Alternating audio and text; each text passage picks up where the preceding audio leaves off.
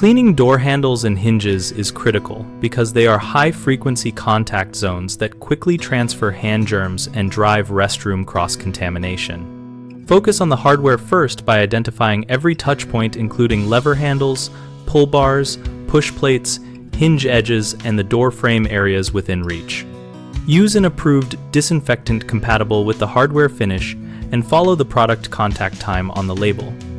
If a dwell time is 5 minutes, keep the surface visibly wet for that period. Always clean visible soil first with a detergent wipe or cloth, and then apply the disinfectant so organic matter does not inhibit the active ingredient. Use a separate color-coded or designated cloth for metal hardware to avoid spreading grime from other surfaces and to protect delicate finishes from abrasive residues. Pay special attention to hinge knuckles and the inside edge of the latch where fingers catch.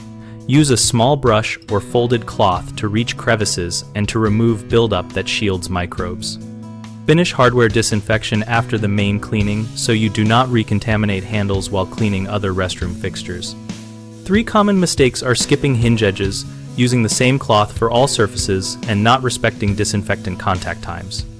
Hinges accumulate grime and are often missed. Solve this by inspecting hinge knuckles and using a small brush or folded cloth to clean inside the gap. Using one cloth for the whole restroom spreads contaminants. Solve this by assigning a separate cloth or color-coded system for metal hardware and replacing it when soiled. Ignoring dwell time makes disinfection ineffective. Solve this by applying enough product to keep surfaces wet for the full labeled contact time and setting a timer if needed. We run bighomeprojects.com to connect homeowners with local contractors and to make it easier to find professionals who handle disinfection and hardware maintenance tasks. Our site also hosts a discussion community where we and other users share practical tips, vendor experiences, and project advice.